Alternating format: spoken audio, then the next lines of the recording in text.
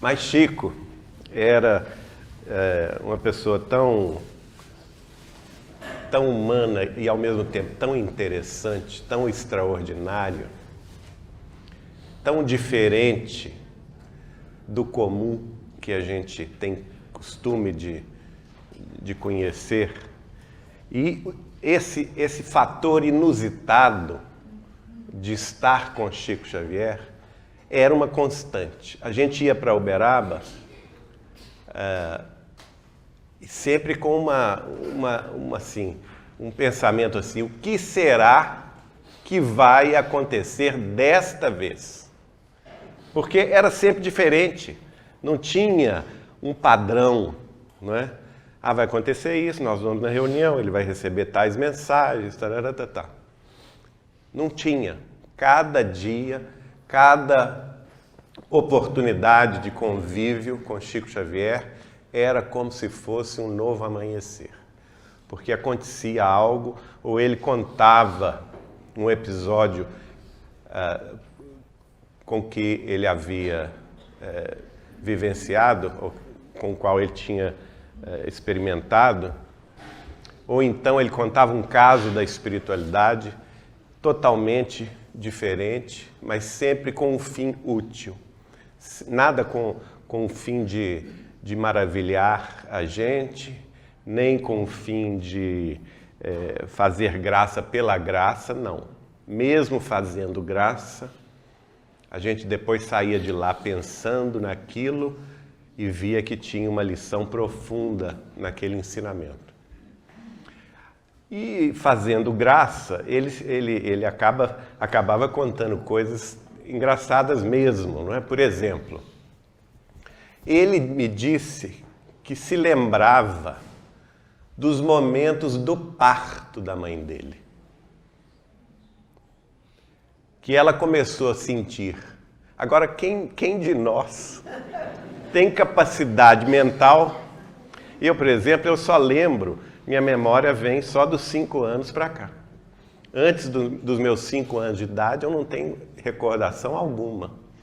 Algum de vocês tem? Ninguém. 5 anos? Alguém tem antes de 5 anos? 4 anos ela tem. 5? 4? Olha aí, 4. Chico Xavier se recordou quando ele estava no útero da mãe, Maria de São João de Deus. E ele me diz assim: corria o dia 31 de março. Era já altas horas da noite do dia 31 de março. E minha mãe começou a sentir as dores do parto. E eu ouvi ela dizer assim: minha Nossa Senhora, Ave Maria das Graças, a senhora, pelo amor de Deus, segure esse menino. Porque eu não quero que ele nasça no dia 1º de abril, porque é o dia da mentira.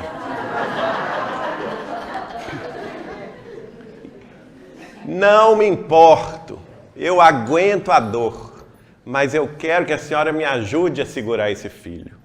Eu prometo à senhora que eu aguento. E ela com fé rezou, pedindo a Nossa Senhora, Maria Santíssima, que segurasse o Chico no ventre. Olha que coisa extraordinária, gente. E ele ouviu a mãe dele fazendo essa prece, não é? E de fato, quando passou a meia-noite do dia 1º para o dia 2, aí o Chico nasceu. Na primeira hora da madrugada, como o John contou aqui, o caso das garças, né? Do dia 2 de abril, de 1910. Dia 2 de abril de 1910. Que coisa inusitada, não é?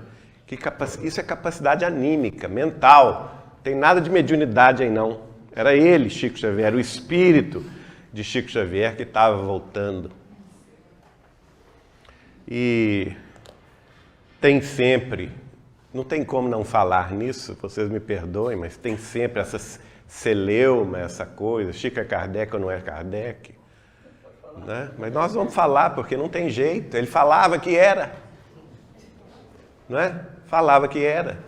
Me desculpem quem não aceita a tese Vocês depois discutam com ele. Claro, minha gente, uma coisa nós temos que colocar um divisor de águas muito claro na vida de Chico Xavier.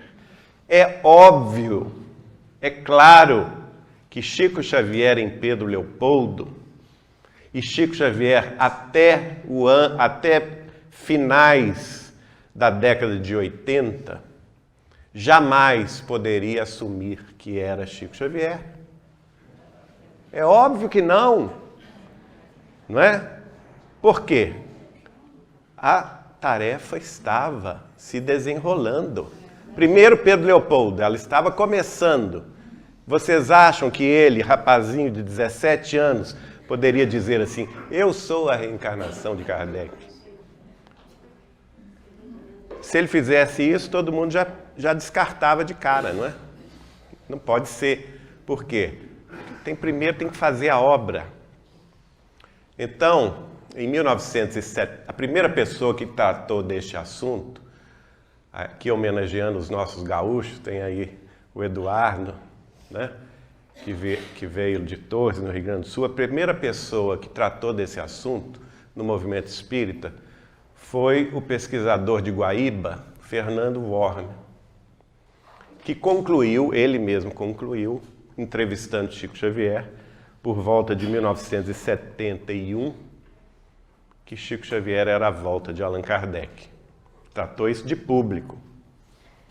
Aí Peralva, Martins Peralva, grande orador espírita, escritor de vários livros, publicados pela Federação Espírita Brasileira e pela União Espírita Mineira, resolveu, inspirado no artigo que ele lera de Fernando Worm, resolveu escrever um artigo e conversou com Dona Neném Aluoto, que presidia a União Espírita Mineira. Todos dois tinham convicção absoluta que Chico Xavier era a reencarnação de Allan Kardec. Em 1972, ele resolveu escrever um artigo e publicar este artigo no Espírita Mineiro, o jornal quinzenal da União Espírita Mineira. Escrever, ninguém sabia disso, só os dois. Peralva, o escritor, jornalista, diretor da União Espírita Mineira, e a presidente, Dona Neném. Ela deu aval a ele. Pode escrever, Peralva. Vamos publicar no Espírita Mineiro. Peralva escreveu o artigo. Na mesma noite que ele escreveu, burilou o artigo. Na manhã seguinte, ele era o diretor do jornal também, né? Ele que fazia a diagramação do Espírita Mineiro. À meia-noite, segundo ele nos contava, ele era sergipano de origem, à meia-noite, Geraldinho, tilinta o telefone. Tilinta. Tocou o telefone à meia-noite. Quem era na outra ponta da linha? Chico Xavier. Peralva, meu nego, tira este artigo que você escreveu do Espírita Mineiro. Não coloca isso, não. O Espírito de Emmanuel está ao meu lado me dizendo que este assunto virá mais tarde. Se você o fizer publicar agora, em 1972, vai nos trazer muita confusão, porque nós estamos à plena tarefa aqui em Uberaba. A tarefa não se encerrou. Portanto, vamos aguardar o tempo. O assunto, segundo Emmanuel, virá mais tarde. E Peralva, então, nos falava e nos contava, em Belo Horizonte, da delicadeza, com que delicadeza ele ouviu essa confirmação de Chico Xavier. Porque se ele não for Allan Kardec reencarnado, ele teria simplesmente dito: Peralva, que bobagem é essa que você escreveu? Tira isso do Espírita Mineiro, eu não sou Kardec, é ou não é? Ele não teria dito: o Espírito de Emmanuel está aqui ao meu lado, dizendo que este assunto virá mais tarde. Isso, quando nós entramos para o movimento espírita, em 1981, inicialmente pela Cantina Francisco de Assis, que era dirigida pelo Peralva, na União Espírita Mineira, depois pela Mocidade Espírita Precursor, e 2 anos depois, Dona Neném e Peralva me convidaram para participar da diretoria da União em 1983, onde fundamos o departamento editorial da União. Aquela ocasião, talvez por sermos da juventude espírita, e a juventude espírita é questionadora, eu não aceitava a tese de Chico ser Kardec. Minha família toda de Pedro Leopoldo tinha convicção que Chico era Kardec. Mas eu não aceitava. Eu achava que eram personalidades diferentes. E meus tios-avós contavam, por exemplo, minha tia Nair Machado Pascoal, quem me apresentou ao Chico no dia 14 de outubro de 1981, lá em São Paulo, ela contava que lá em Pedro Leopoldo, no Centro Espírita Luiz Gonzaga, o Chico sempre gostou de música, sempre. Sempre recebeu os grupos musicais que visitavam Pedro Leopoldo com muita alegria. E principalmente os jovens espíritas tocando seus violões, cantando, não é? Corais. E eles pediam permissão para cantar nas reuniões do Centro Espírita Luiz Gonzaga e ele dava permissão e eles cantavam, especialmente no final da reunião. E ela me contava que em todos os hinos que se cantasse ali nas reuniões, o Chico cantava junto. O hino de Dr. Bezerra, o Chico cantava junto. O hino ao espírito da Sheila, o Chico cantava junto, cantarolava junto. O hino a Meimei, e ele também cantava junto. Aí quando alguém falou assim, agora vamos cantar o hino a Allan Kardec, ele fechava o olho e abaixava a cabeça. E ficava mudo. Fechava o olho e abaixava a cabeça. Chico Xavier. Por quê? Por que essa atitude? Humildade, né? Isso ela observou. E outra coisa, toda vez que se elogiava muito Kardec, ele ficava silente. E toda vez que ele fazia menção à tarefa do codificador no século XIX, ele não falava sobre Kardec pessoa, mas ele falava sobre os espíritos da falange, do Espírito da Verdade, que realizaram a obra da codificação. Ele nunca exaltou a personalidade de Allan Kardec. Então isso tudo a gente foi anotando. Até que eu comecei a ter dúvidas, né? Ouvi Peralva, esse caso de Peralva. Conversei longas e longas horas com Dona Neném Aluoto. Ela tinha certeza inamovível que Chico era Kardec. Inamovível. E Peralva ainda tinha uma expressão que eu achava muito curiosa, que além de ter certeza que Chico era Kardec, ele falava comigo assim, Geraldinho, Chico é um Jesusinho. Não é? Nesse carinho de Peralva, ele queria dizer o seguinte, ele queria dizer que é o modelo mais próximo de Jesus que nós temos. Não é? E não poderia ser diferente. E aí eu passei a conviver com Chico Xavier. Eu o conheci em outubro de 81, inicialmente, ia como todo mundo ia, ficava na fila, às vezes ia com familiares meus de Pedro Leopoldo e Belo Horizonte que tinham acesso à casa dele, então entrava para almoçar com ele, mas era uma convivência, vamos dizer, centro, frequentava o centro.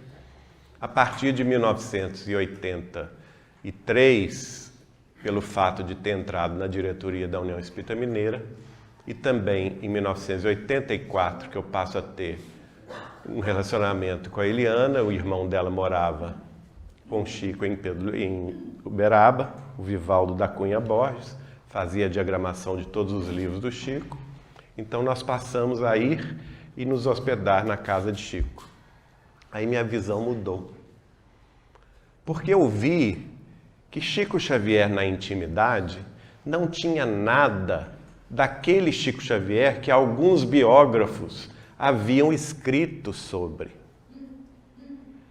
Não é? Aquela pessoa submissa, aquele Emmanuel, quase um general, sem caridade para com o médium. Não é? Alguns biógrafos chegaram a pintar um quadro de um Chico Xavier totalmente submisso, aquele bonzinho, quase idiota. Desculpe a expressão, mas não tem outra, não é? Só que esse não era o Chico Xavier da realidade. Como disse o John agora há pouco, ao mesmo tempo que Chico Xavier era uma criança, ele era um general.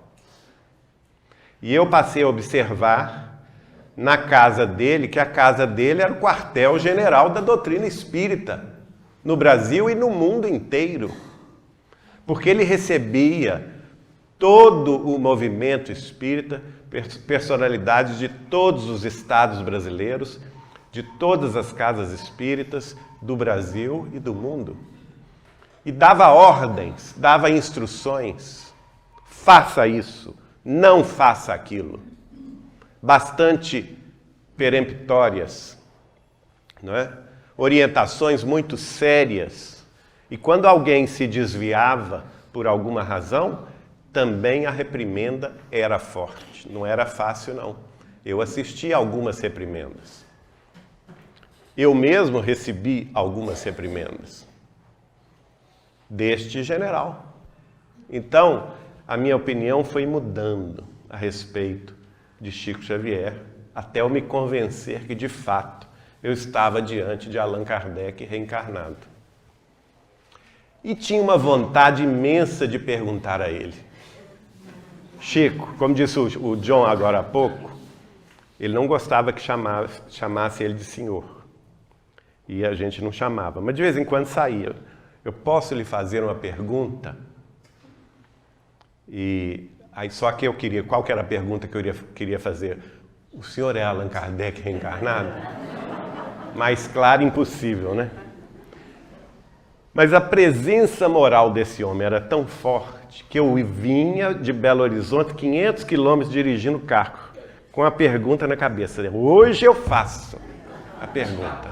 Hoje ele não me escapa. Mas a hora que eu ouvia, eu ficava bobo. A verdade é essa. A pergunta morria aqui, ó, no gogó, na garganta.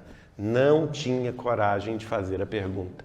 E isso não foi uma, nem duas, nem três vezes. Foram dezenas de vezes em que eu fui de Belo Horizonte a Uberaba com essa intenção e não consegui perguntar. Até que, um dia, provavelmente 1900, eu não lembro a data, talvez 88, por aí, já tinha alguns anos de convivência íntima com ele, que eu me hospedava na casa dele, eu resolvi fazer uma pergunta meio capciosa, não é assim, nem que sim, nem que não, muito antes pelo contrário, mas querendo ver a reação dele. E falei com ele assim: Chico, posso lhe fazer uma pergunta? E quando ele abaixava a cabeça e te olhava assim por cima do óculos, o óculos ficava aqui no nariz, e o olhar dele, você saía de baixo. E eu tremi nas bases quando ele fez isso. Pode.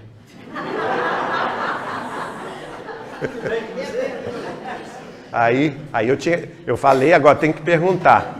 Então eu perguntei a ele assim: o senhor pode me dizer onde está Allan Kardec hoje?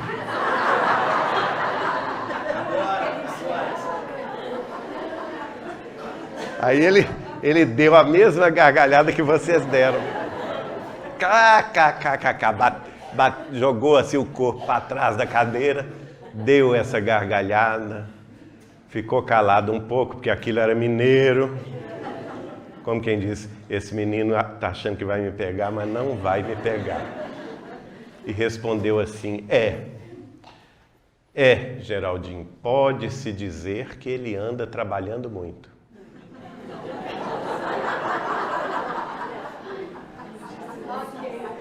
Olha, que mineirice é essa? Pelo amor de Deus. Lógico que eu não fiquei satisfeito, né? Porque eu não fiquei esclarecido, que eu queria que ele falasse que não, ou então que sim. Mas ele me disse, claro, ele já deu uma indicativa. Pode-se dizer, olha a humildade aí, hein? Pode-se dizer. Elogiou? Não. Elogiou Allan Kardec? Podia falar, Allan Kardec está nos altiplanos da vida espiritual, né? Nos braços de Jesus. Não podia dizer isso? Não é? Não disse. Pode-se dizer que ele anda trabalhando muito. Então morreu a coragem outra vez. Não vou perguntar. O homem não quer responder. Aí, passaram alguns anos ainda, janeiro de 1992. Que alegria! Mas foi uma alegria tão grande. Recebo em casa um livro autografado pelo Chico Xavier. Qual que era o título do livro? Kardec Prossegue. Sabe como era a capa? A primeira capa? Hoje não tem mais essa capa. O Adelino da Silveira, nosso grande amigo de Mirassol, São Paulo, quem escreveu esse livro. Muito amigo de Chico Xavier desde... Olha que detalhe, hein? Sabe que dia que ele conheceu o Chico? 20 de julho de 1969. O dia que o homem pisou na Lua. Mamãe trouxe daqui, né? Que fala isso já. 33 anos de amizade com Chico Xavier ele teve. Então, Adelino escreveu esse livro. Depois eu vim a saber, pelo Adelino, que ele escreveu o livro, submeteu o livro ao Chico, né? Isso Adelino já nos deu esse testemunho público, está aí o Nuno, que colheu esse testemunho público, submeteu os originais ao Chico, o Chico revisou o livro, como de ordinário ele fazia com os amigos, né, os casos e tudo, revisou o livro e guardou o livro, falou com ele assim, guarda este livro, guarda. Passaram alguns anos, o livro guardado, o Chico chama Adelino em Uberaba, com o casal Galves e fala, Emmanuel mandou publicar esse livro em 15 dias. A ordem, eu estou dizendo que ele era general, olha aí. E eles fizeram publicar o livro em 15 dias, no final de 1991. E o Chico, gente, autografou esse livro para dezenas de amigos. O John recebeu um, eu recebi 2. Aí, sua mãe recebeu? Confirmando, né? Como que era a capa do livro Kardec Prossegue?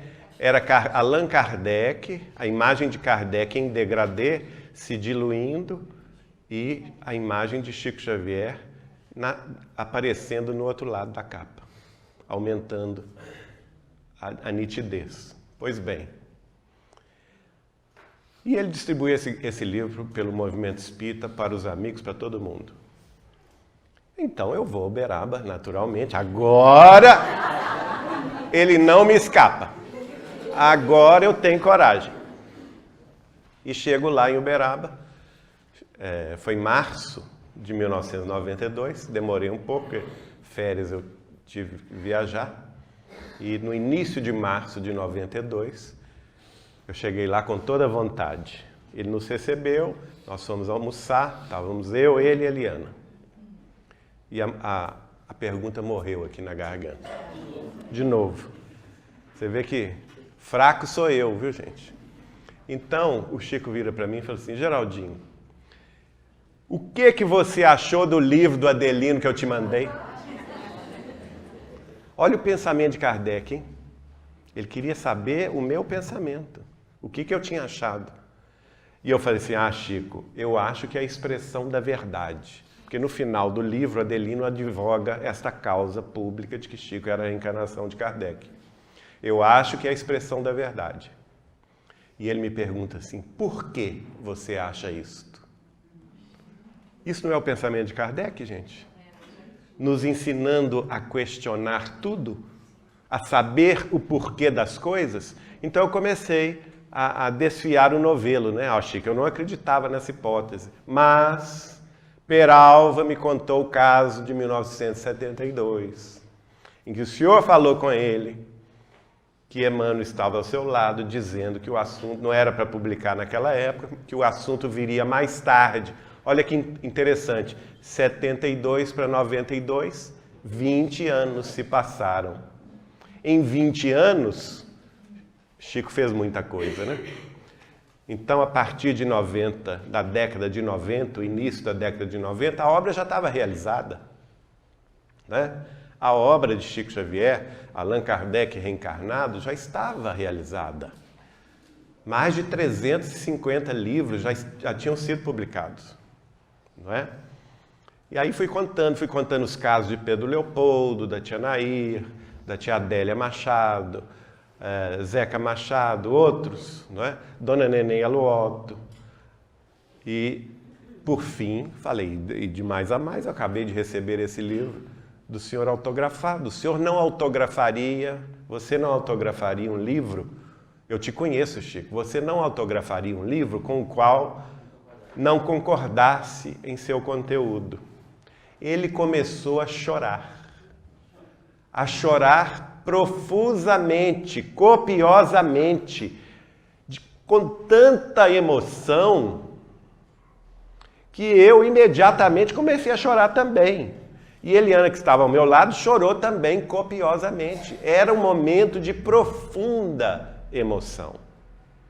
E neste momento de profunda emoção, ele olhava o infinito, claro que a gente não enxergava nada, mas ele olhava para cima e passava a mão esquerda diante dos olhos, como se ele estivesse divisando páginas de um livro da vida já passada. E ele, chorando, disse assim: é um fato muito curioso este, Geraldinho, porque desde quando me entendo por gente, na minha meninice em Pedro Leopoldo, eu guardo integralmente na memória as páginas do Evangelho segundo o Espiritismo. Eu contei isso ontem, mas resumidamente. Agora vocês estão sabendo por quê. Ora, isto é uma confirmação de que ele é Allan Kardec ou não? O que vocês acham? Emocionado, chorando, falando que ele, com 5 anos de idade, gente, tinha integralmente nos centros da memória carnal desta terra, e naturalmente a memória profunda do Espírito, todas as páginas do Evangelho segundo o Espiritismo. Como é isso? Como é isso possível? Se nós sabemos pelos biógrafos e pesquisadores que ele só se tornou espírita nesta encarnação com 17 anos de idade. Como que é isso? Como que isso é possível? Ele só teve nas mãos físicas de Chico Xavier o Livro dos Espíritos, o Livro dos Médiuns, o Evangelho segundo o Espiritismo, a partir do dia 5 de maio de 1927, quando o casal Carmen e José Hermínio Perácio foram acudir a irmã dele, Maria da Conceição, que estava em obsessão, e fizeram uma reunião mediúnica na casa de Chico, entregando-lhe as 3 primeiras obras de Kardec. Um fato está dissociado do outro. A criança de 5 anos não poderia ter essa antecipação, não é? De 12 anos na história. Então, necessariamente, ele estava recordando-se de vidas passadas. E aí, não satisfeito, Chico levantou-se. Ele tinha um quartinho ali próximo à sala de almoço, um quartinho pequeno, onde ele guardava livros, mensagens e coisas doutrinárias, jornais, revistas doutrinários. Pegou outro exemplar do livro Kardec Prossegue, sentou-se à mesa e autografou de novo para mim e Eliana. Como que uma chancela, não é? De que este assunto estava encerrado entre ele e nós. E de fato aí me convenci totalmente de que ele era Kardec reencarnado. Agora, como disse John, Chico era humano. né? Ele tinha, por exemplo, em relação a Kardec, algumas críticas, que ele dizia o seguinte: o movimento espírita colocou Allan Kardec num pedestal. Ele falava isso.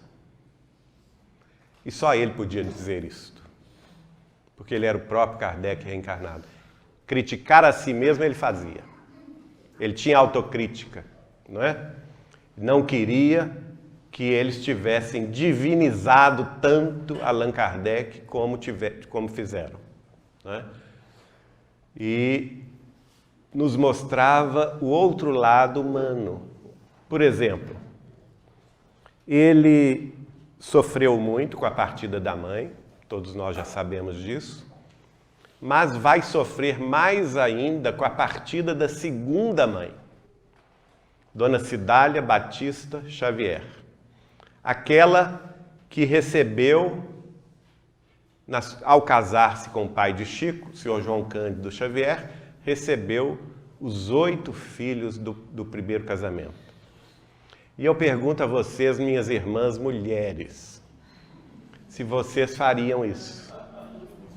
Alguém se apaixona por vocês, né? E fala assim: olha, eu tenho 8 filhos, eu sou viúvo com 8 filhos. O primeiro pensamento é assim: eu vou dar no pé agora. Não é? Pobre ainda por cima, gente. Vendedor de loterias. O pai de Chico, nessa ocasião, era vendedor de loterias na rua. Passava vendendo loterias na rua. Qualquer uma de vocês. E também, se fosse o contrário, não vamos ser sexistas, não, né? Se fosse o contrário, né? Nós homens, aparecesse uma senhora ou uma mulher que a gente gostasse e falasse assim: olha, eu tenho 8 filhos, sou viúva e tenho 8 filhos. A gente, e pobre, a gente também dava no pé. Vamos ser sinceros, né? Por que eu estou brincando isso? Porque essa mulher é extraordinária. A elevação espiritual de Dona Cidália Batista Xavier é tão grande que a gente, aliás, o movimento espírita precisa prestar homenagem a ela, porque é uma coisa extraordinária isto. Ela se enamora do senhor João Cândido, os dois se amam profundamente e ele a pede em casamento. Nessa altura, ele já tinha distribuído os filhos. Os filhos estavam na vizinhança, né? Com os padrinhos. E Chico estava com a famosa madrinha, que Deus a tenha, né?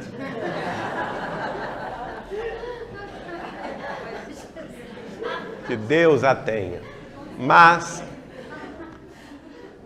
ele não estava pensando nos 8 filhos. Ele estava pensando em casar de novo, né? Estava precisando de uma companhia. Carente. E ele pede a Dona Cidália em casamento e ela aceita e coloca uma condição.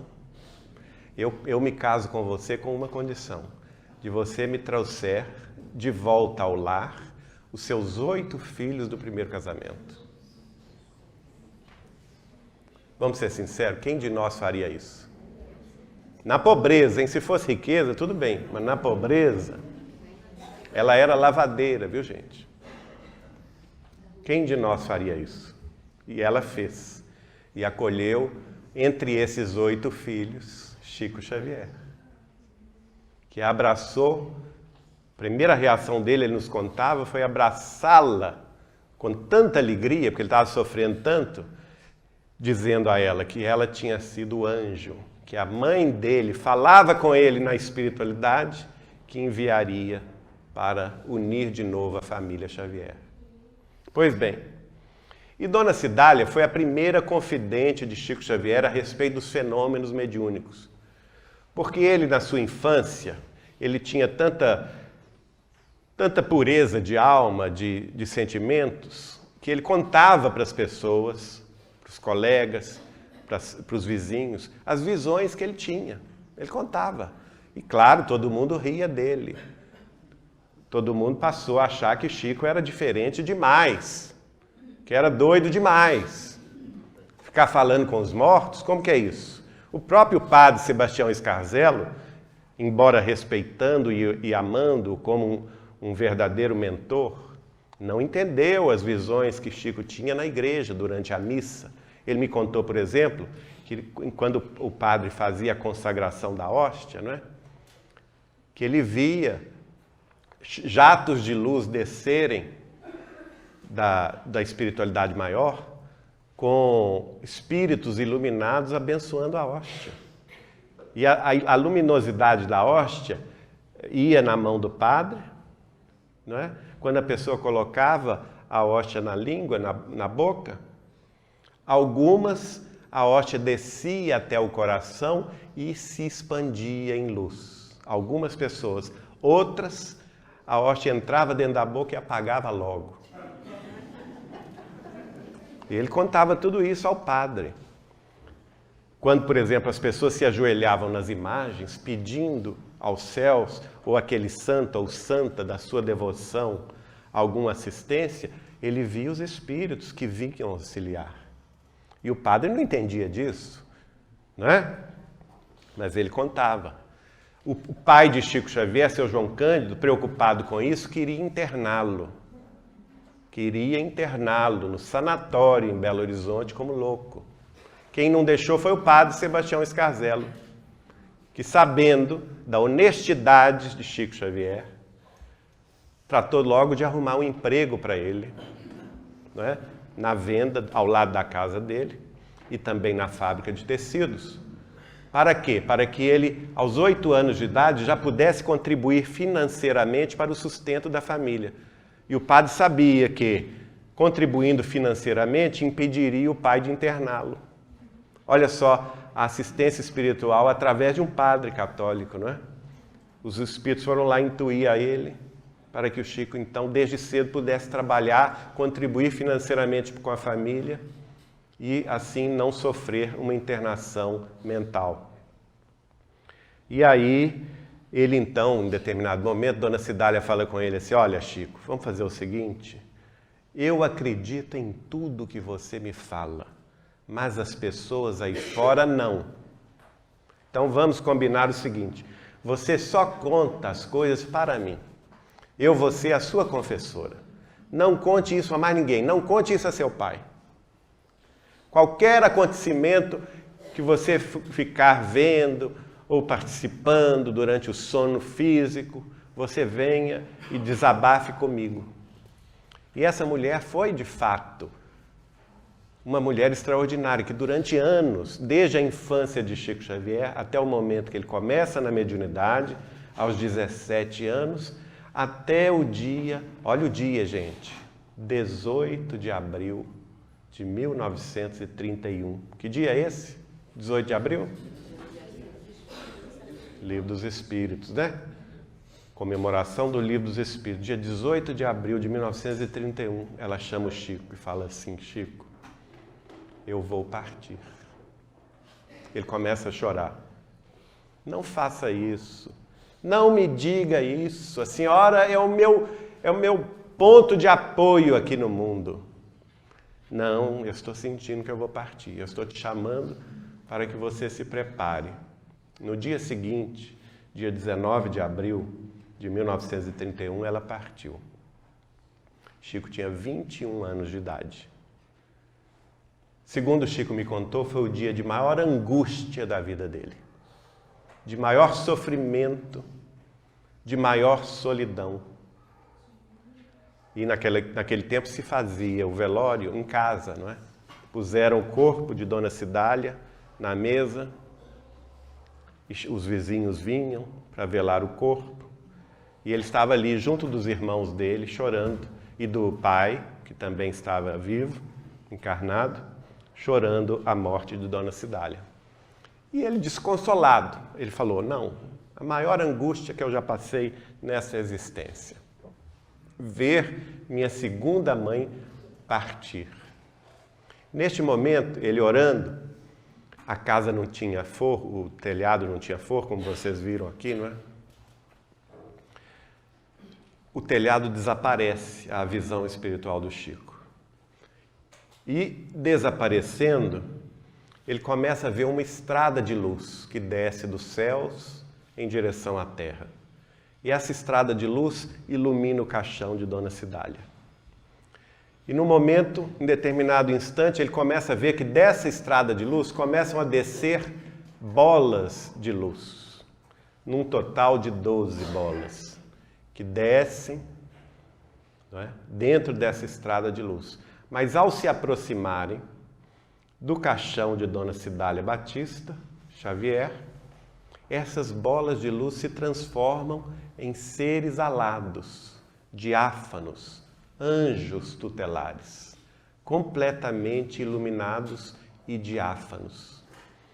Disse-me ele que ele até sentia o movimento das asas desses anjos. E os 12 fazem coro em volta do caixão. E cada um deles deposita um ósculo na testa de Dona Cidália, do corpo físico de Dona Cidália. Quando o último deles faz isto, ela se levanta do corpo. Ela acorda. Ela se levanta do corpo, mas plenamente consciente, senta-se no caixão, olhando para Chico, e reconhece que Chico estava vendo-a. E dá um adeuzinho para ele. Diz ele que esse adeuzinho foi o pior que ele já viu na vida. Porque ele queria ir junto com ela. Neste momento, os 12 anjos tutelares beijam-lhe as mãos de Dona Cidália, e quando o último lhe beija, ela mesma se transforma num deles. Há uma transformação visceral do perispírito dela, que deixa de ser humano para se transformar nesse anjo de luz. E Chico ouve cânticos da imortalidade, que ele não saberia dizer de onde proviam, mas cuja melodia cantava hosanas à vitoriosa, não é? Que deixava a terra, e ela então segue o cortejo, acompanhada por esses 12 anjos, em direção à vida maior. Até hoje eu me emociono, e Chico me contou isso chorando. Que beleza, né, gente? E ao mesmo tempo que ele tinha aquela dor, aquela angústia de perder esse ser tão amado, a presença desse ser tão amado, essa visão lhe deu uma consolação extrema, ao ver que nenhum de nós está desamparado, mesmo nos momentos mais críticos de nosso sofrimento. E Dona Cidália partiu para o mundo espiritual. Depois retornou para lhe dizer o seguinte: Chico, não fique triste. Ele estava chorando a partida dela. Não fique triste. Eu pedi a Jesus, olha só o que ela falou com ele. Significa o quê, gente? Que ela deve ter estado com Cristo. É ou não é? Eu pedi a Jesus e ele me prometeu que vai enviar a você um outro protetor e que ele vai ficar com você até o fim dos seus dias. No mês seguinte, Chico Xavier vê Emmanuel pela primeira vez. Olhem como que tudo tem uma programação em cadeia, não é? Ela parte em abril de 1931 e Emmanuel aparece para ele em maio. E depois, a primeira vez que o vê, inclusive, está no Centro Espírita Luiz Gonzaga, na reunião, eles não conversam, né? Isso está dito pelo próprio Chico no prefácio, não sei se no prefácio no Minhas Explicações do Parnaso de Além Túmulo ou do livro próprio Emmanuel, um dos dois. E depois é que ele vai ver aquela história que todo mundo conhece, lá no açude, em que o Chico vai orar no campo, lá na cachoeira do Rio das Moças, em Pedro Leopoldo, e então o Emmanuel, como Manuel de Nóbrega, vai conversar com ele e chamá-lo a trabalhar com Cristo, e é aquela instrução da disciplina, disciplina, disciplina, não é? Então, uma vida, vocês estão vendo aí o lado humano também, do sofrimento que ele passou, as perdas, todos nós passamos perdas. E ele sabia superá-las todas. Com o quê, gente? Com a fé extraordinária. Um dia, eu não me esqueço esse dia, eu faço piada desse dia, porque foi verdadeiro. A gente estava conversando, ele vira-se para mim, mas num sentimento de fé tão grande, e eu até estraguei esse sentimento. Vocês vão entender por quê. Porque ele vira-se para mim e fala assim: Geraldinho, eu tenho tanta fé em Deus, que pode acontecer qualquer coisa comigo. Eu posso sofrer qualquer tribulação que eu não me importo. Este teto desta casa pode cair agora que eu não me importo. Assim, pelo amor de Deus, Chico, você me avisa para eu sair correndo. Porque a minha fé não é tão grande. Não é? Mas esse era Chico Xavier, que transmitia para nós essa fé, esse amor ao Cristo, esse amor a Deus sobre todas as coisas. Não é? E um outro reparo que eu gostaria de fazer é em relação à psicografia que ele tinha de entes queridos. Muitos biógrafos, erroneamente, têm dito e escrito que Chico Xavier somente começou esse tipo de tarefa em Uberaba, quando ele se muda para Uberaba em 1959. Não é verdadeira essa informação. Desde o início da mediunidade de Chico, no Centro Espírita Luiz Gonzaga, em julho de 1927, ele recebia mensagens dos parentes.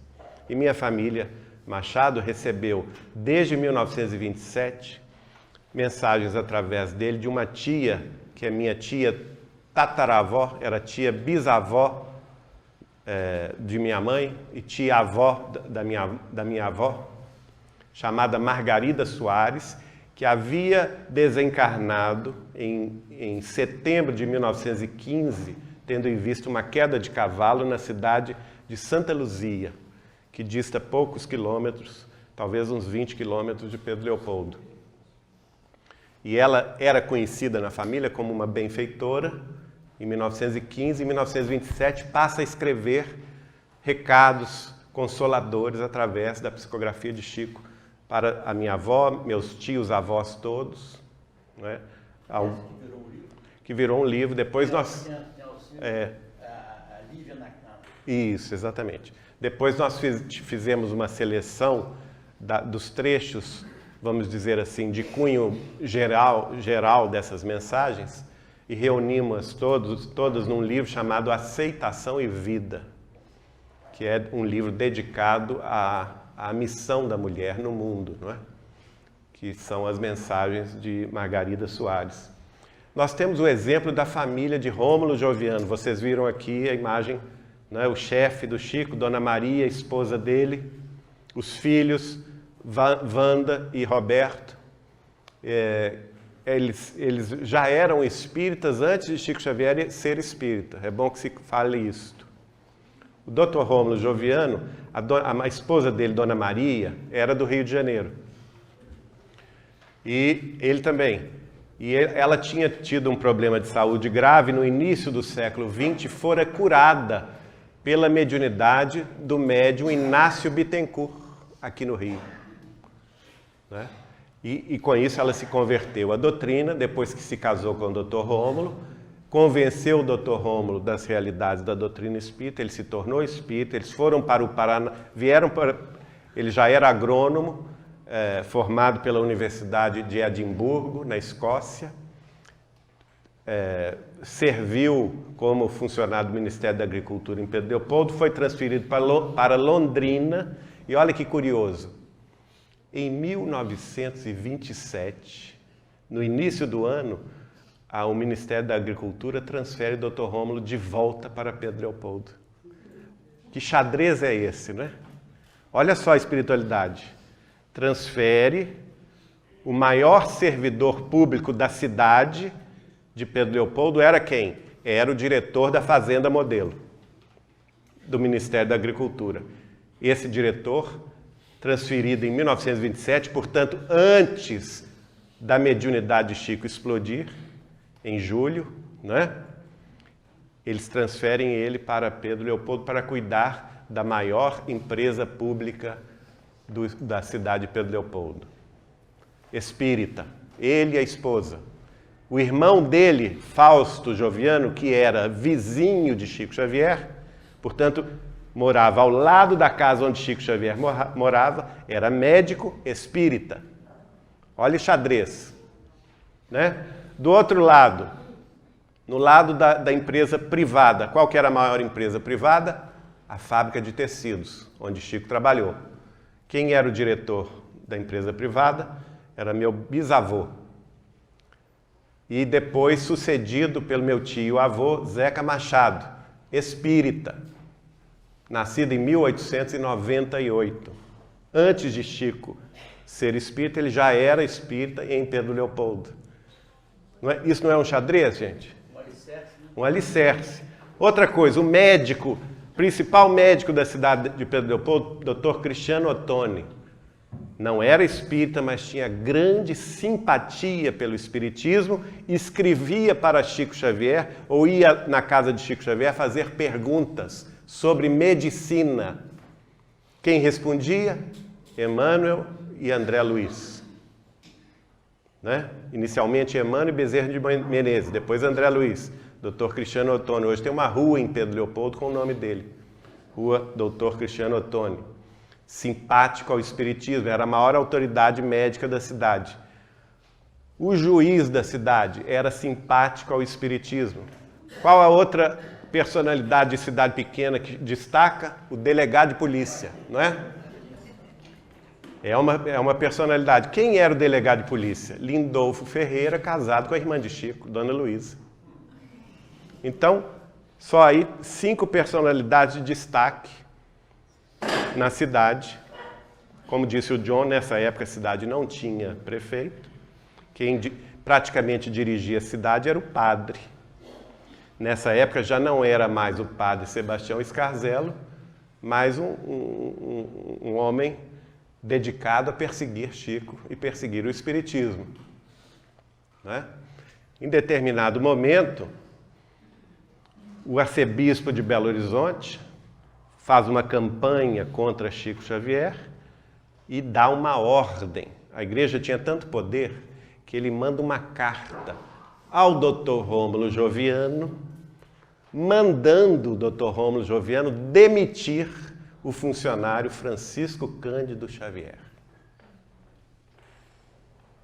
Olha para vocês, se esse homem fosse católico, ele faria isso na hora, não é? Como ele era espírita, e ele se valeu de um artifício.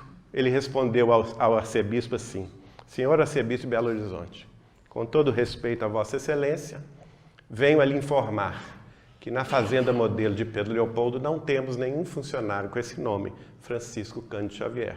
Fraternais saudações, Rômulo Joviano. E de fato não tinha, por quê? Porque o nome de batismo, e nem Chico Xavier sabia disso, o nome de batismo, ele só soube quando ele passou no concurso para ser funcionário público federal, no Ministério da Agricultura, teve que tirar uma certidão de nascimento e descobriu que o nome dele de batismo era Francisco de Paula Cândido. Então ele não foi demitido por essa razão. Olha como isso tudo é um planejamento espiritual, não é não, gente? Para quê? Para blindar a tarefa de Chico em Pedro Leopoldo. As principais personalidades da cidade eram diretas ou indiretamente ligadas a ele. Sejam espíritas ou não, blindando as perseguições que vieram, como disse John aqui, né? Vieram e vieram pesadas, até o ponto dele ser forçado a mudar-se de Pedro Leopoldo em 1959, quando o jornal O Diário da Tarde, influenciado por um sobrinho, passou a publicar reportagens dizendo que Chico era uma farsa. E ele me disse assim: Geraldinho, isso talvez, gente, seja um dos maiores exemplos de renúncia e amor que a gente vai ter. Ele falou comigo assim: Geraldinho, para não receber os jornalistas, eu passei a dormir na rua, na praça, ao relento, porque os jornalistas fizeram campanha na porta de minha casa. E eu não podia recebê-los por uma simples e única razão. Se eu os recebesse, eu seria questionado. E sendo questionado, eu teria que dizer a verdade. E para dizer a verdade, eu teria que afirmar que meu sobrinho estava mentindo. E se eu fizesse isso, eu ia desagradar minha irmã e meu cunhado, que me acolheram durante anos, morando comigo em sua casa. Olha a minha situação. Então eu decidi, sem contar a ninguém, sair de Pedro Leopoldo com a roupa do corpo.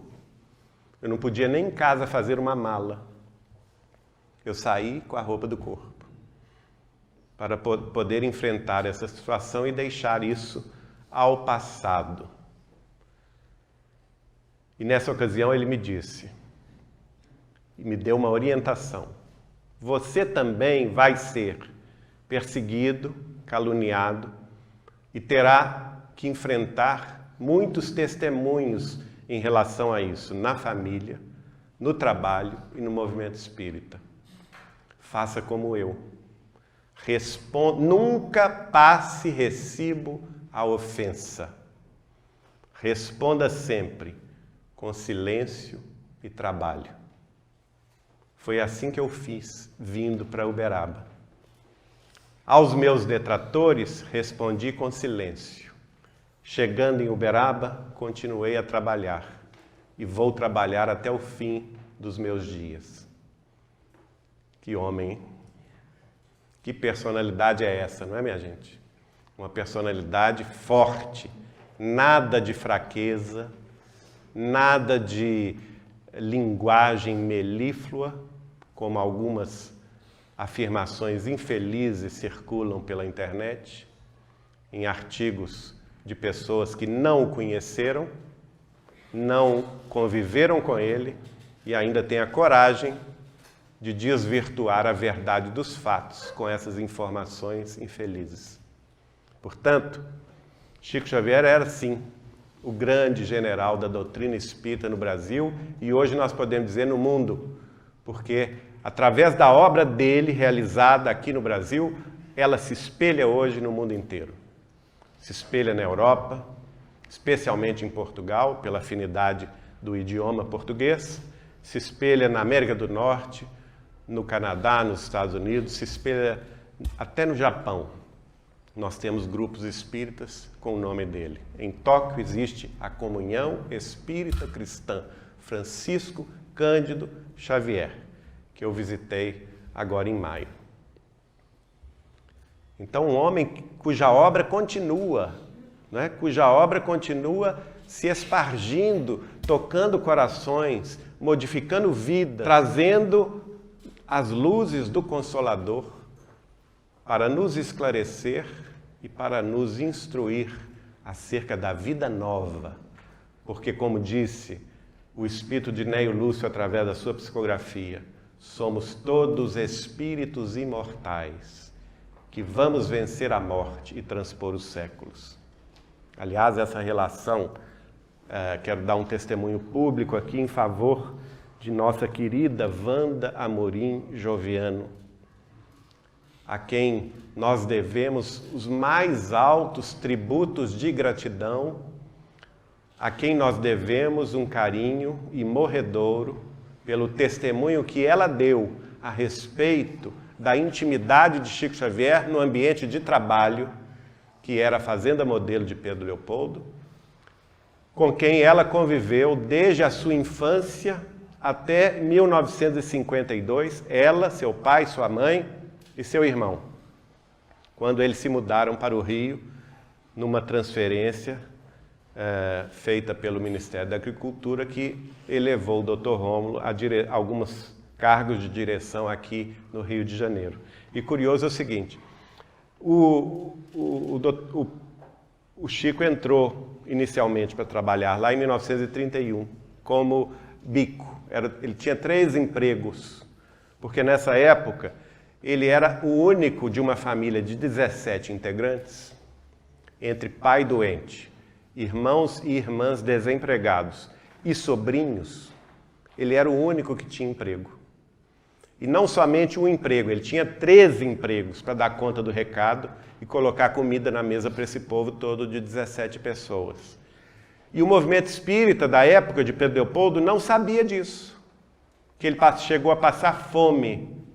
Ele só vai confessar que chegou a passar fome nessa época, sabe em que ano?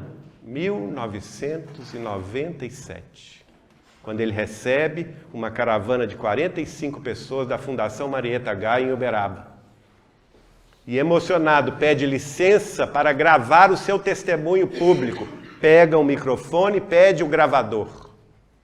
E nós colocamos essa gravação num dos podcasts que fizemos, chamado Recordando Chico Xavier, Fundação Marieta Gaia, que é a voz do próprio Chico contando essa história da fome que a família dele passou, e ele, humildemente, não pediu ajuda a ninguém. Porque ele poderia ter feito isso aos espíritas da cidade, que tinham recursos, né? Inclusive a minha família, que lá estava ao lado dele, mas ninguém sabia dessas dificuldades. E ele, empregando-se primeiro, em 1931, como bico, terceiro emprego, faz um concurso público, junto com quem? Com Wanda Joviano. O concurso, os dois foram colegas de concurso, os dois passam juntos no concurso e se tornam, portanto, funcionários públicos federais, escriturários da Fazenda Modelo. Em 1934, em dezembro, o pai de Dr. Rômulo, chamado Arthur Joviano, vem a desencarnar. 14 de dezembro de 1934. Aí a família faz um culto do Evangelho, é o primeiro culto do Evangelho com a presença do Chico. E Emmanuel escreve a primeira mensagem, consolando a família, consolando o Dr. Rômulo e dizendo: aguardem, porque o professor Arthur Joviano vai voltar para escrever-lhes. 8 meses depois, em agosto de 1935, se inicia uma saga que se repete 2 vezes por semana. A família Joviano, naquele andar de cima que John mostrou para vocês, da casa, aquela janela dupla, não é? Ali era o escritório particular de Dr. Rômulo, onde a família realizava 2 vezes por semana, terças e quartas-feiras à noite, o culto do Evangelho no lar. Com a presença de quem? De Chico Xavier, psicografando. Que beleza, né, gente? Imagine nós nas nossas casas, ter a tiracolo Chico Xavier, psicografando toda semana, 2 vezes por semana. Foram 18 anos de psicografias. Vinha Emmanuel dava opinião sobre os livros que o Chico estava psicografando naquela época, 50 anos depois, né? Renúncia. Ele dava opinião sobre os livros de Humberto de Campos, os livros de André Luiz. E, ao mesmo tempo, vinha o pai de Dr. Rômulo, Arthur Joviano, consolar a família, instruir a família, dar notícias da família, trazer companheiros da espiritualidade, né, da própria família, amigos da família do Rio de Janeiro. E aí essa saga toda semana se repete, são mensagens lindíssimas, até que o próprio professor Arthur Joviano, que às vezes assinava A. Joviano, ou então Arthur, ou então Papai, ou por último Arthur Joviano, quando Emmanuel pede licença, olha a ética mediúnica de Chico e de Emmanuel, antes de escrever o romance, 50 anos depois, tem uma mensagem lá de Emmanuel pedindo licença à família Joviano para começar a escrever sobre o primeiro século do cristianismo, uma história envolvendo todos da família, que estavam presentes, encarnados naquela época, que seria citada por ele. Depois que Dr. Rômulo diz que pode escrever, então Chico começa a psicografar 50 anos depois.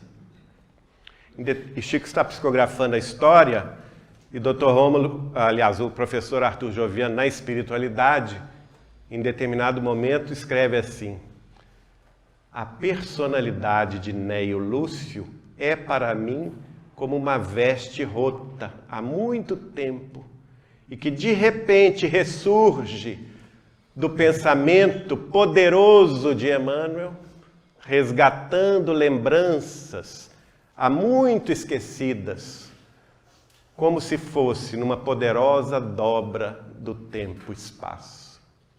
Olha que profundidade. E ele se reconhece, o Arthur Joviano, como sendo quem? Neio Lúcio, o benfeitor, né? E durante 18 anos ele vai esclarecer à família que os mesmos personagens do romance 50 anos depois reencarnam 1500 anos depois e são os personagens do livro Renúncia. Que Célia Lúcius, a grande iluminada do livro 50 anos depois, é a mesma personalidade de Alcione, do livro Renúncia, não é? E que essa família extraordinária estava ligada eternamente por esses laços de afinidade e compromisso. Então, a partir de 2003, 2004, logo que Chico desencarna, já encerrando a nossa palavra, eu tenho um sonho muito curioso, porque o Chico me contava histórias da família Joviano. Eu sabia quem era Wanda Joviano, quem era Dr. Rômulo, quem era Dona Maria, mas nunca tinha estado com eles, nem sabia do paradeiro deles. Até o momento que o Chico desencarna, logo depois eu tenho um sonho simples, sentado num banco de praça mesmo, uma praça florida, o Chico sentado ao meu lado, e ele falava assim comigo, Geraldinho, você precisa conhecer, e falava pausado assim, para minha mente de ameba guardar.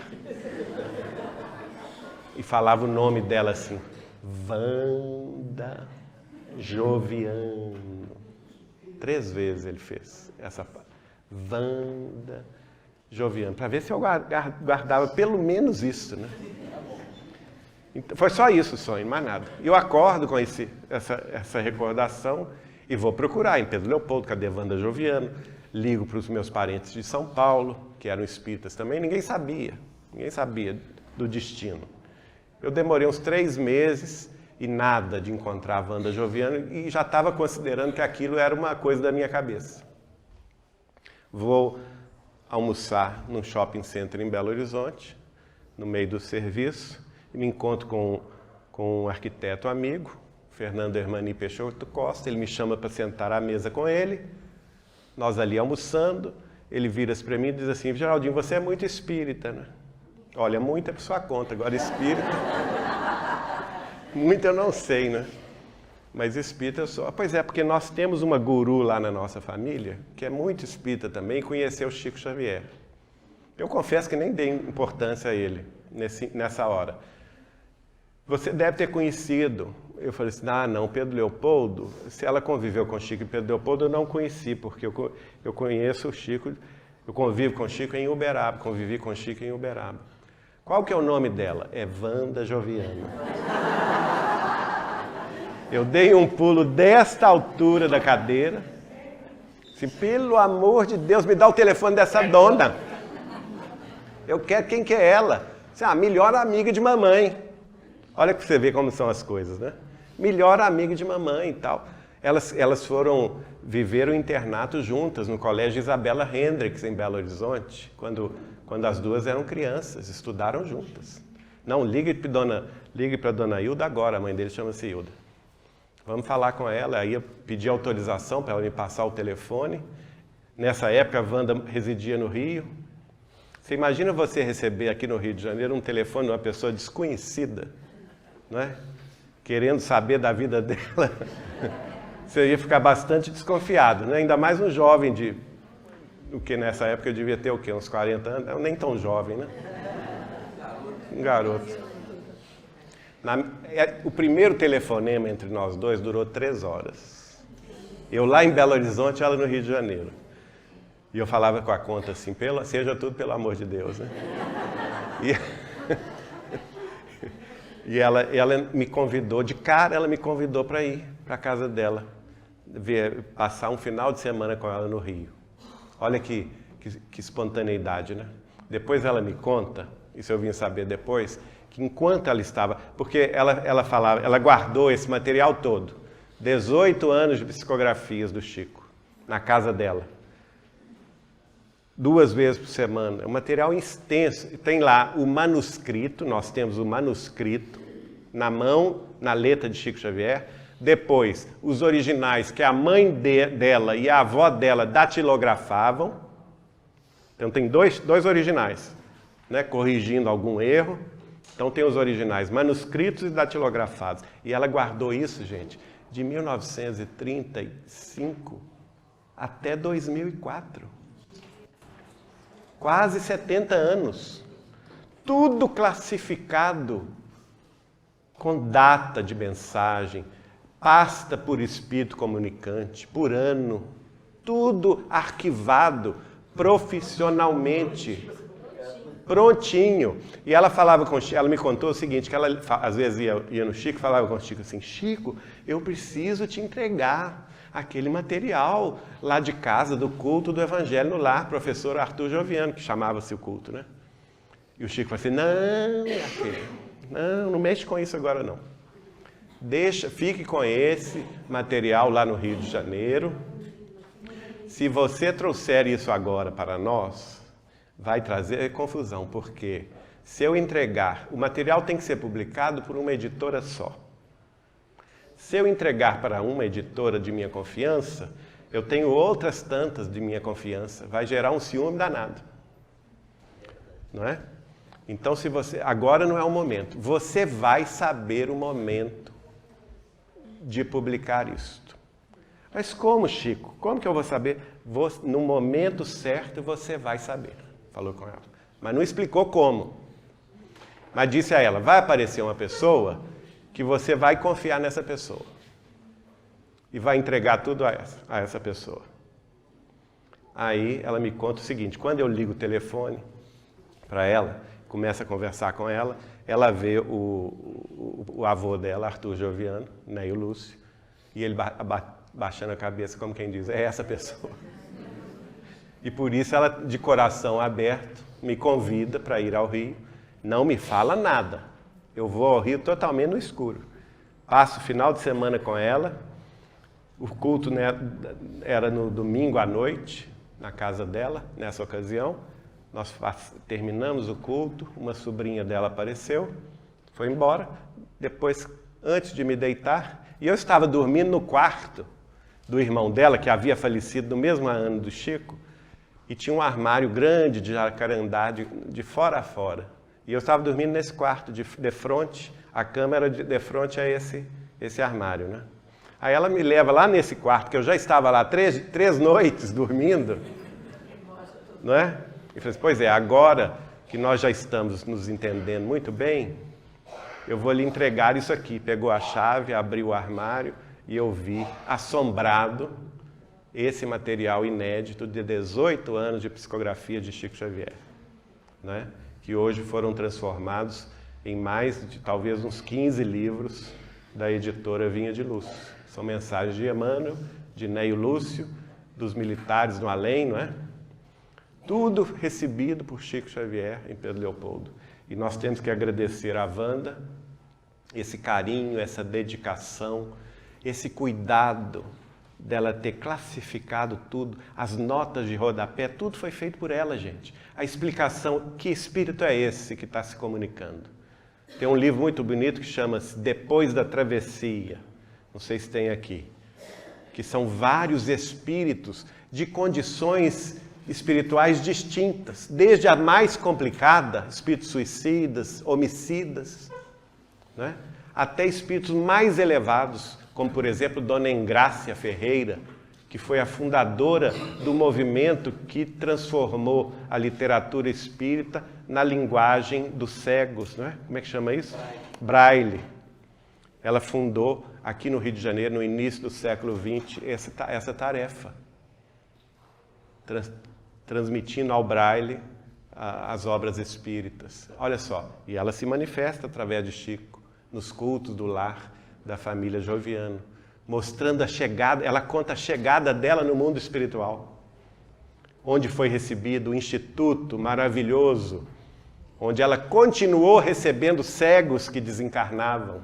É maravilhoso esse livro, Depois da Travessia. Tudo isso vindo, então, do cuidado que Wanda Amorim Joviano teve. Hoje ela reside em Petrópolis, é trabalhadora do Lar Espírita André Luiz, fundado pela nossa querida Dona Suzana Maia Mouzinho, amiga dela de muitos anos, e está lá também trabalhando, amiga do Chico, né? Desde criança, né? Tem histórias maravilhosas do Chico com ela, mas o nosso tempo já acabou. Enfim. Antes de encerrar, quer contar sobre Dona Ivone? Dona Ivone. Então, para encerrar, vamos contar esse caso de Dona Ivone. Dona Ivone Pereira, Chico tinha uma admiração muito grande pela mediunidade dela e especialmente pela firmeza dela. Vocês sabem, aqui vocês são do Rio, próximo ao Rio, sabem de como ela foi firme em matéria de doutrina espírita, não é? Com ela não tinha meia conversa, não. Ela era muito positiva. E então eu tinha lido algumas obras dela, do Espírito de Charles, né? Gostado muito. O Chico me fez algumas revelações muito interessantes sobre aquele livro, aquela trilogia, né? Nas Horários, e o último deles é o Cavaleiro de Nimier, né? E aí nós estávamos conversando sobre a obra dela. Eu não tive a alegria de conhecê-la, mas Leonardo teve, né? Você também, Fabinho? Não? Leonardo teve, aqui os Meirelles tiveram. Enfim, aí comentamos sobre o livro Memórias de um Suicida. Aí o Chico falou comigo assim: Geraldinho, sabe de uma coisa?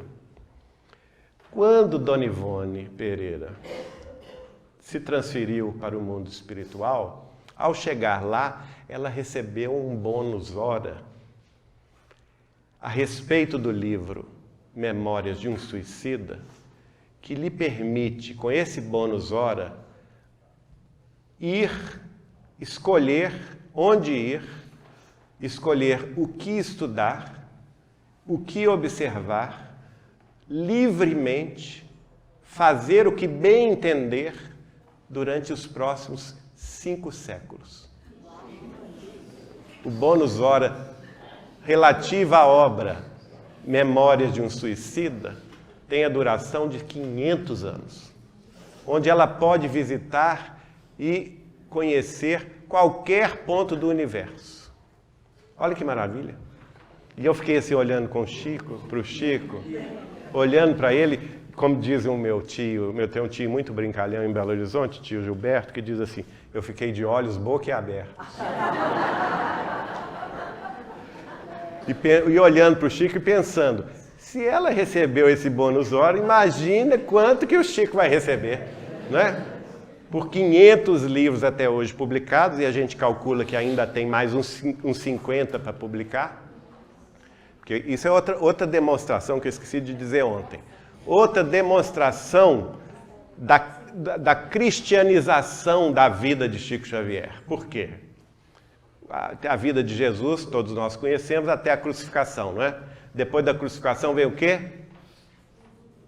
A ressurreição. Volta Jesus para dizer que a vida continua, conversa com Maria de Magdala, esperto Jesus, né? Vai escolher logo a mulher, para espalhar a notícia. É ou não é? Se ele escolhesse qualquer discípulo, ele ia ficar... Os homens são tímidos, porque os homens são mais vaidosos que as mulheres. Tem medo da opinião alheia dos companheiros, não é? A mulher não, a mulher tem uma boa notícia, ela quer logo transmitir. Então Maria de Magdala escolhe Maria de Magdala, depois vai aparecer para os discípulos, para Tomé, que não, mesmo vendo não acredita, não é? Depois vai aparecer para os 500 da Galileia. Não é assim? E a vida é eterna. E Chico não foi diferente. Desencarnou, muita gente no movimento espírita achou que Chico morreu. Engano, ledo engano, que não morreu coisa nenhuma. Quando ele desencarnou, tinha 438 livros publicados. Passados 15 anos, tem 500. Ou seja, 62 livros novos vieram de publicações de novas editoras, Nós, na Vinha de Luz, publicamos 22 da Lavra Mediúnica dele. Mas além dos nossos, tem outros 40. Olha para vocês verem como que a vida continua. É uma demonstração da vida eterna que Chico está nos dando, né? Que o trabalho continua e a gente calcula que há ainda mais, pelo menos uns 50 livros para virem a público. Que Jesus nos ajude a entender nos séculos vindouros, não é nessa encarnação não, mas nos séculos vindouros, que nós tenhamos força, coragem para entender, para vasculhar essa obra toda, que certamente nós vamos gastar mais de várias encarnações para tomar conhecimento dela e entender a profundidade que esta obra nos traz para a vida eterna. Muito obrigado a vocês todos e vamos continuar.